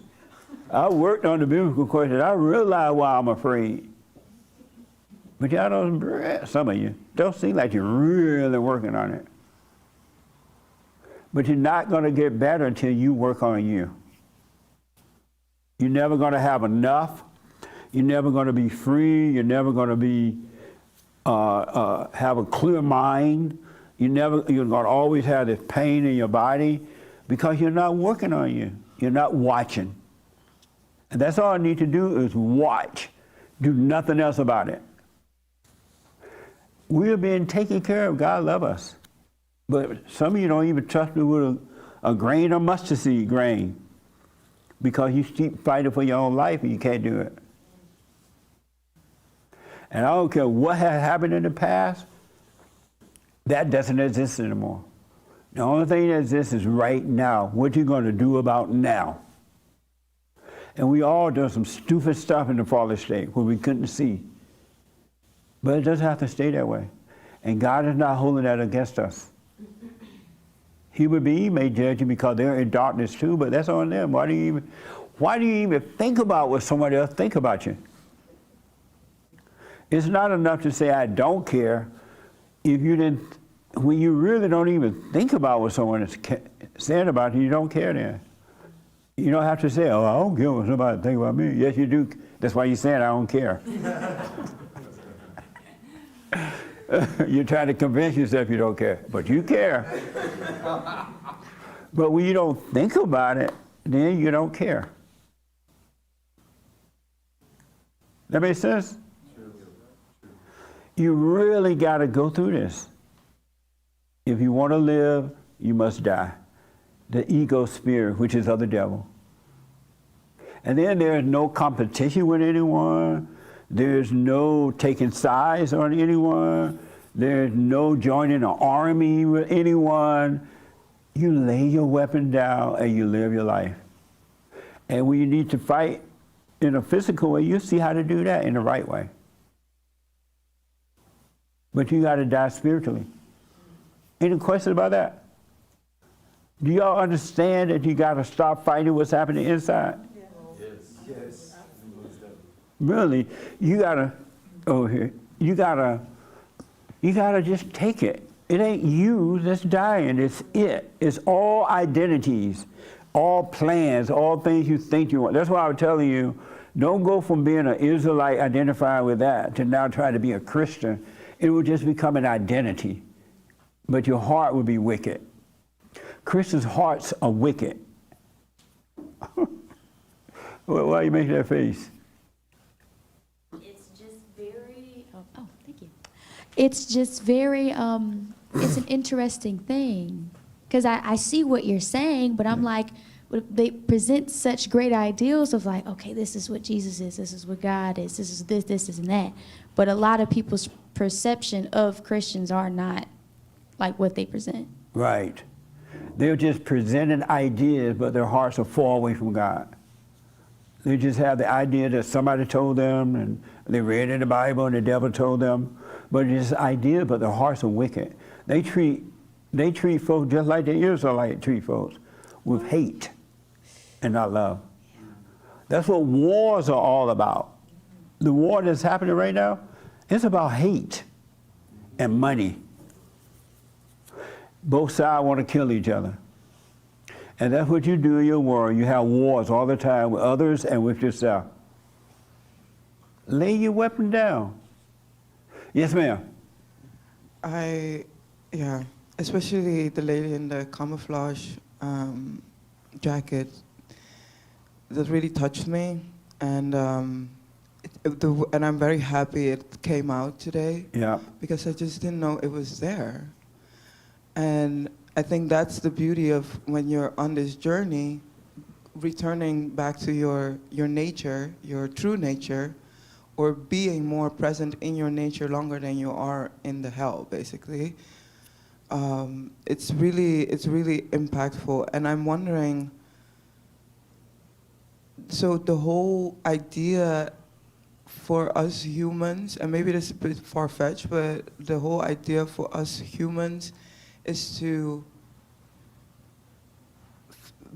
be able to tap into what others are feeling and then letting that go. To be able to tap into what others are feeling? Yeah, because No. I feel like No, don't tap into anybody's feeling. Mm. You're tapping into hell again. Yeah, and that's what I'm Because wondering. feelings are evil. Because then I guess I'm finally at that question, and I've heard it been asked a lot of times. Right. And what is the point? Because What's the point of what? of life. To live. Yeah. The point of life is to live and allow God's purpose for you to be done. We're here for a purpose. And all we got to do is live here, and His purpose will be done for you. Everyone has something, but His purpose is, all we have to do is live. That's your purpose, is to live. Don't look for your purpose, it will find you. That make sense? Yeah. Don't look for it. All He wants you to do is just live. He is God, and He'll do the rest. Whatever it is you're supposed to be doing, it'll happen naturally. You will have no other choice but to be doing it. But appreciate what you're doing now in the same way you would when the purpose arrives, when it shows itself. All right? Amazing, huh? Yes. I just wanted to add, Jesse, in regards to what you were saying about our identities, not gaining that from Christianity. I watched your interview with Muhammad Ali, which led me to... The Muslim guy. The Muslim. Yeah, yesterday on the Fallen State. Yes, and it was a great interview, by the way. It led me to dig a little deeper into his channel, and he interviews many Christians. And what I've found, not only on his channel, but just in my personal experiences now that I'm waking up and asking questions of Christians, is that not all, but probably most Christians don't have any clue why they believe what they believe. Right. And as a result of that, Yeah. Muslim religion is growing at an astounding rate because people are looking at Christianity like this is the religion that changed with whatever the political arena says or whatever. Yeah. So I just wanted to acknowledge But what they're that. going to find, if they become a Muslim, they're going to still be unhappy and miserable For sure. because they just picked up another identity, and it has nothing to do with God. And I know that with Muhammad Ali, the Muslim guy, not the dead Muhammad, not that one. All he had done is picked up this idea of being a Muslim. Right. And he identified with being a Muslim.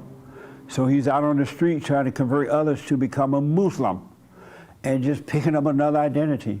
But the Muslims are as miserable as the Christians and the Jews and the whatever. It's just a religion. It's just a word.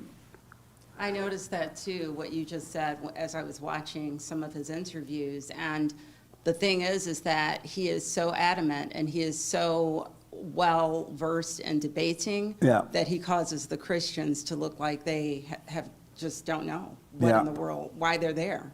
So, Absolutely. Yeah. And I asked him if I said, I asked, who are you, I think, something like that. And he's like, I'm a Muslim. I'm like, but you're not a Muslim. How you know you're a Muslim? I am a Muslim. That's just a word. And the Muslim religion put all the dressings around it. But inwardly, he's miserable. He has fear. He's unhappy. He's trying to make himself feel better by identifying with all these, you don't want any identities. That's the problem. You don't want any ideas. That's the problem. Practical plan. I'm going to Alabama next summer and I'm going to pick watermelon in July. That's just an idea, a way to do it. Y'all ever pick up watermelons in July? Oh, so good. It'd be hot out there in the field, so you bust them over out there in the field and take out the hard part, and it's so good. So plan to go to Alabama next July and pick watermelons. All right? That's a practical thing, but you don't live on that. So let me just do this, and then I got to close here. Can you, the young lady in the black, can you tell me what I said about what's really going on and trusting God? How do you do that? In the black, yeah.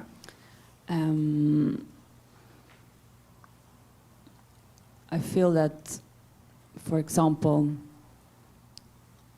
when I think that I want something and I have a desire and it's not becoming reality. Sometimes I can find myself being upset or, frustrated or, yeah. And instead really trusting that this was not for me.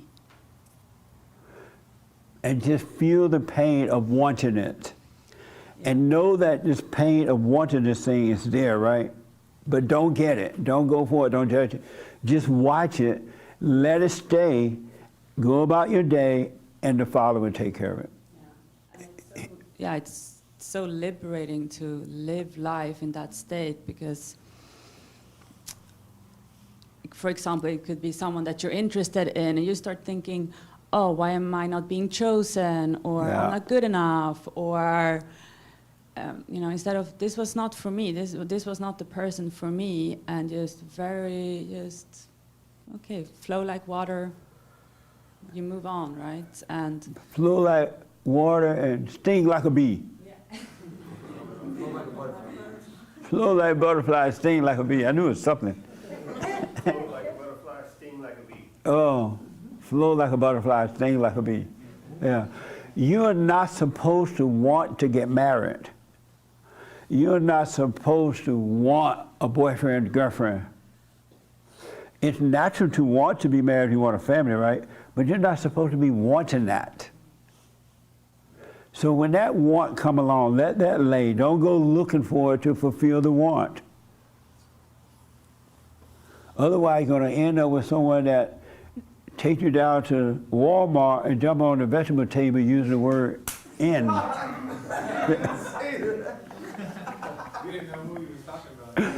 I know. Do y'all understand that? You're not supposed to want for anything but righteousness. That's all you're supposed to be wanting for. Nothing else. Every other desire is an evil. It's a false desire. And then all your needs will be met. And it will be perfect. And it will happen on time. And you will never have to try to make it work. You should never try to make a relationship work. Think about how dumb that is. How are you going to make a relationship work? Either it works or it doesn't. Yeah. Mm-hmm. Right? And if it doesn't work, it's over. Okay, we try. Bye. Mm-hmm. You're not supposed to make a marriage work, dating work, friendship work, familyship work. You can't make somebody else do what you know, and you're doing it for you anyway. It's not even for them. When you try to make it work, you're like, oh, I love you. Let's make this work. I want to be with you. It ain't about the other person, it's about you. It's about your ego. That's why you're mad at them, because they won't do what you want them to do. You're not mad at them because you love them. You're mad at them because you want what you want. And nobody works together. Let's work together to make this work. It ain't gonna never happen. You're an individual. You let your life work, and whatever will be, will be. That make sense? Yes. All right. So trust God by feeling the pain. And don't run away from the pain with a phone call, or with this, or with that, or with this or that. Feel the loneliness and see that it's not you. When you walk through the doors, be aware of walking through the door. When you're driving your car, be aware of driving your car. And be aware of what's happening inside. But keep your eyes on the road, but just be aware of keep your eyes on you. And it's not you, but it's inside of you. That makes sense? Trust God a little bit, and He would change your nature. He would start to change it. And once it changed from darkness to the light, the more it changed, the more you'll be fine. All right? Did this help a little bit? Yes. The poor one that's never had enough? Oh, no. She's up in a private school, but still ain't enough. Oh, my gosh. Now I'm that person. Yes, helped a lot. Did this help today? It's helped tremendously. Thank you. Give me a little idea how it helped, just a little bit. I think, like you said, just the dynamic of the light and the darkness and trusting God. I think I do the silent prayer. I try to stay present. I'm focused so much on that. And there's another component. It's to trust God. Yes. He's the one that's going to be taking care of things and fighting things that need to be fought. That's right. There's not just, it's not an emptiness. There isn't lacking. There's something there. It's not just completely empty. God is there. He is. And when the thought come about your mother again, and the moment the devil makes you think about it, he's gonna make you feel angry, right? And then when you become aware that, don't overreact, just let it be, and the light will destroy it. Don't run from it, don't deny it, just watch it. And the light of God is gonna, for a minute, it won't feel like it is because you're not accustomed to trusting God in that way. But if you just feel it and see it there, he'll take care of it. Okay. Yeah, thank you. But you gotta let the light trust Because God. I thought the anger was my anger. I thought the No. anger was me. That's why it became so hard to understand how was I going to let it go, because it just seemed so attached to me. Right. But the one thing I can guarantee you, it's not you. Okay. It's attached to the body Okay. and the mind, but you're not your body, you're not your mind, you're not the feeling. You're a spirit up here, but you're living down here thinking that it's you. Okay. You're living on the lower level of life rather than here. Right. You are not your body, you're not the feeling, so it's not you. Okay. Never say it's you again, so it can die instead of holding on to it. Okay. Thank you. I don't care how hard it feels, never say it's you. Okay. It's not you. Okay. He wants you to say it's you so he could make a home in you and stay there. It's not you. The real you is not guilty of anything. The real you it wasn't even you hating your mother. It was this identity that made you hate her, and you thought it was you hating your mother. Look at mama. She giving everybody everything. I don't have enough. Look at mama. I'm in a private school, and all the other girls got cell phones and whatever, right? I don't have one. Mama giving it to her. That was the devil talking to you then. It wasn't you, but no one told you that, hey, that's not you, let that go. And you grew up thinking it was you. You identify with it. Yeah. That makes sense? Yeah. So let that go. Okay. We are out of time. I hope that this helped a little bit. Go and forgive your mothers, especially the mothers, and your father. When you love your father, you love God. Do the silent prayer. Now, I understand most people love their hell. They don't want to overcome it. They love complaining about it. They love it. And they will kill you if you tell them how to get over it. So for those people, suffer and die. But those who want to be free, do the silent prayer, www.silentprayer.video or rebuildingtheman.com/prayer. All right? And stay with it. You cannot take anyone on this journey with you. Only you can take it. It's a spiritual rule. The one individual that's seeking the Father will find him. He didn't say the group, the one. So take it, all right? And we'll do your super chats tomorrow on the radio show. We're having a women's forum this Thursday. This is the third Thursday, right there? Every Thursday is forum meeting for ladies only at 7 p.m. And for men on the first Thursday and Sunday morning, everybody. So at 7 p.m., I'll see you ladies this Thursday night. If the Lord is willing and the creek don't rise. So I hope it helped those who want to be helped, but you got to trust God a little bit and the seed will grow, all right? And then let the world degrade you, let them talk about you, let them, whatever they're doing, and watch what you're feeling about it.